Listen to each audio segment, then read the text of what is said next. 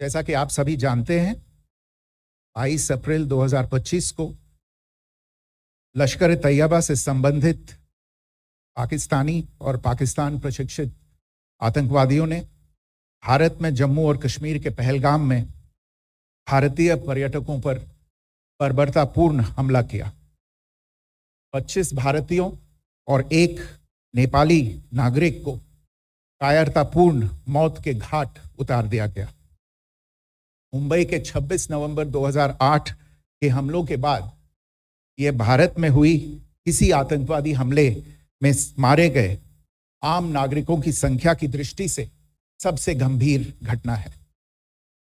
पहलगाम का हमला अत्यधिक बर्बरतापूर्ण था, जिसमें वहां मौजूद लोगों को करीब से और उनके परिवारों के सामने सिर पर गोली मारी गई।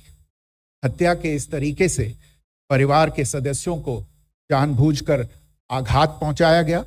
साथ ही उन्हें यह नसीहत भी दी गई कि वे वापस जाकर इस संदेश को पहुंचा दें। यह हमला स्पष्ट रूप से जम्मू और कश्मीर में बहाल हो रही सामान्य स्थिति को बाधित करने के उद्देश्य से किया गया था। चूंकि पर्यटन फिर से अर्थव्यवस्था का मुख्य आधार बन रहा था, इस हमले का मुख्य उद्देश्य इसे प्रतिकूल रूप से प्रभावित करना था। पिछले वर्ष आप सभी जानते हैं 2.25 करोड़ से अधिक पर्यटक कश्मीर आए थे।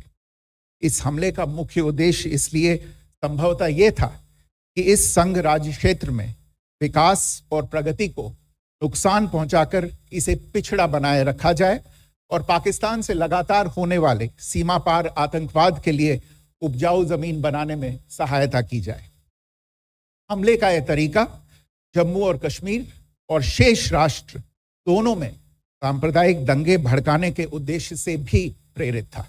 इसका श्रेय सरकार और भारत के सभी नागरिकों को दिया जाना चाहिए कि इन प्रयासों को विफल कर दिया गया। एक समूह ने खुद को रेजिस्टेंस फ्रंट TRF कहते हुए इस हमले की जिम्मेदारी ली है। यह समूह संयुक्त राष्ट्र द्वारा प्रतिबंधित पाकिस्तानी आतंकवादी समूह लश्कर तैयबा से जुड़ा हुआ है। यह उल्लेखनीय है कि भारत ने मई और नवंबर 2024 में संयुक्त राष्ट्र की 1267 कमेटी की सैंक्शंस मॉनिटरिंग टीम को अर्धवार्षिक रिपोर्ट प्रस्तुत की थी, जिसमें TRF के बारे में साफ इनपुट दिए गए थे। इससे पाकिस्तान स्थित आतंकवादी समूहों के लिए कवर के रूप में TRF की भूमिका सामने आई थी। पाकिस्तान ने इस मुद्दे पर विश्व और फाइनेंशियल एक्शन टास्क फोर्स जैसे अंतर्राष्ट्रीय मंचों को जानबूझकर गुमराह करने के लिए भी जाना जाता है। साजिद मीर का मामला, जिसमें इस आतंकवादी को पाकिस्तान ने मृत घोषित कर दिया था और फिर अंतर्राष्ट्रीय दबाव के परिणाम स्वरूप वो जीवित पाया गया, इसका सबसे स्पष्ट उदाहरण है। यह स्वाभाविक है कि पहलगाम में हुए इस हमले से जम्मू और कश्मीर के साथ साथ भारत के अन्य भागों में भी आक्रोश देखा गया। हमलों के बाद भारत सरकार ने स्वाभाविक रूप से पाकिस्तान के साथ संबंधों को लेकर कुछ कदम उठाए। आप सभी उन निर्णयों से अवगत हैं जिसकी घोषणा 23 अप्रैल को की गई थी। तथापि यह आवश्यक समझा गया कि 22 अप्रैल के हमले के अपराधियों और उनके योजनाकारों को न्याय के कटघरे में लाया जाए। हमलों के एक पखवाड़े के बाद भी पाकिस्तान द्वारा अपने क्षेत्र या अपने नियंत्रण वाले क्षेत्रों में आतंकवादियों की इंफ्रास्ट्रक्चर के विरुद्ध कार्यवाही करने के लिए कोई स्पष्ट कदम नहीं उठाया गया है। उल्टे वो इनकार करने और आरोप लगाने में ही लिप्त रहा है। पाकिस्तान आधारित आतंकवादी मॉड्यूल्स पर हमारी खुफिया निगरानी ने संकेत दिया है कि भारत के विरुद्ध आगे भी हमले हो सकते हैं। अतः इनको रोकना और इनसे निपटना दोनों को बेहद आवश्यक समझा गया।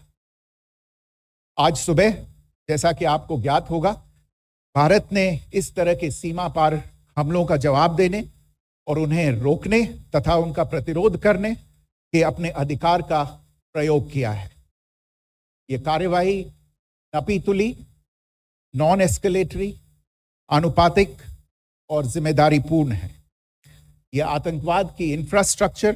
को समाप्त करने और भारत में भेजे जाने वाले संभावित आतंकवादियों को अक्षम बनाने पर केंद्रित है।